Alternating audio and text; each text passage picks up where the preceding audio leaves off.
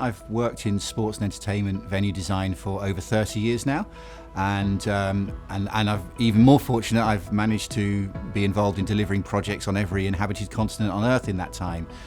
So a great variety of venues, and from community sports to stadiums for football teams, right through to major events such as Olympic Games and FIFA World Cups. Inevitably, the highlights are the Olympic Games and the FIFA World Cups. There's something just very unique and special about these incredible global events.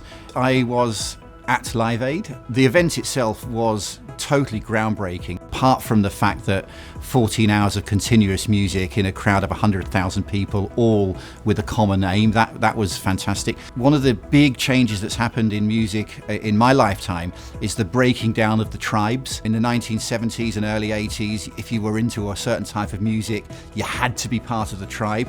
Live Aid had everything. It had everything from punk rock to pure pop to glam rock, all in one stadium, everybody enjoying everything. And I think it was actually part of that movement towards people being much more open-minded in their tastes, and accepting that you can be much more diverse in how you enjoy your entertainment. We've kind of lost that a little bit. Some of our venues now have become quite clinical, and I'm not sure that some of the creating lots of different packages of space always works. Sometimes that whole thing of having just a huge sea of common humanity is really, really special. When we're designing venues for major global events, it does require a very different approach to designing just a bespoke venue for maybe one football team or one basketball team. And people talk a lot about the legacy. I think we need to be moving even beyond the legacy discussion to a whole life discussion. We're finding now for many major events, we're often designing a venue up to 10 years ahead of the games. That has to have a life both before and after the games. So you really do need to think about the entire process. One of the key things to start thinking about now for the Olympics in Brisbane is getting the right development mix of permanent and temporary venues, of adaptable venues. For the last 20 years, the Olympic Games in particular has sometimes come in for some criticism about creating white elephant venues. And I think as an industry, we have actually figured out how to design venues to be reused. London did it very well in many places. Rio was designed with reuse of the venues in place, but where it struggled is in the realization. And a lot of that has been down to having the right economic and governance procedures in place and identifying a proper home for those venues in the future. It's all very well designing a demountable venue, but if nobody wants to take those pieces of kit from you, then what's the point? So if we're talking about a potential new arena for Brisbane, there's a balance, I think, to be drawn between multi-use and flexibility and dedicated use. But I do think there needs to be some degree of prioritisation in terms of what the business case is and what the likely use is. So there's some point where you have to decide, is this going to be generating its revenue long-term primarily from entertainment, or is it likely to be from sport? Because we are seeing some really amazing entertainment experiences now being created around the world, where maybe the sport takes a slightly lesser role to create better viewing, better acoustics, generally a better fan experience, but still adaptable for sport. And I think that for an arena, that's where the money is. It's in the music, frankly, the entertainment and esports and Cirque du Soleil and all these different events where people want to be much closer to the action that's happening as a piece of entertainment. I think the other big change that's happening in arenas around the world at the moment, and it's a great opportunity for Brisbane, is creating fantastic food and beverage offerings within the stadium now. And I was grown up learning as a designer that a concourse is for circulation.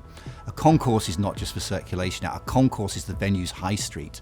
And we can create amazing, I've seen microbreweries and nightclubs within the concourses of arenas.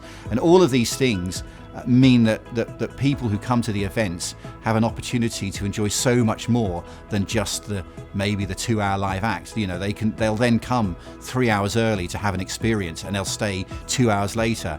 And by the way, that also takes a lot of pressure off the transport system, which is always good. One of the things I found from particularly attending major global events is it's the whole experience that counts. It's not just about the 90 minutes when the football match is being played. It starts with entering the country, and Qatar did this really well, having super automated systems for getting through immigration, having excellent public transport that allows people to get between the venues very easily, and having really good technology and precinct design that enables people to get smoothly in and out of the stadiums, but to enjoy the whole experience, to enjoy the whole day, the whole week that you're in the country. Nothing beats a real live experience, whether it be sports or music or entertainment in general.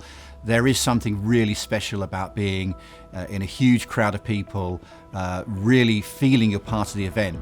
And think about the Olympics and the World Cups in particular. The audience might be 1 billion people. If you're lucky to be one of those 50,000 people in the stadium, I don't think of myself just as a spectator. I feel like I'm a participant. We're all part of that process of creating a fantastic atmosphere that the 1 billion people watching around the world can equally enjoy.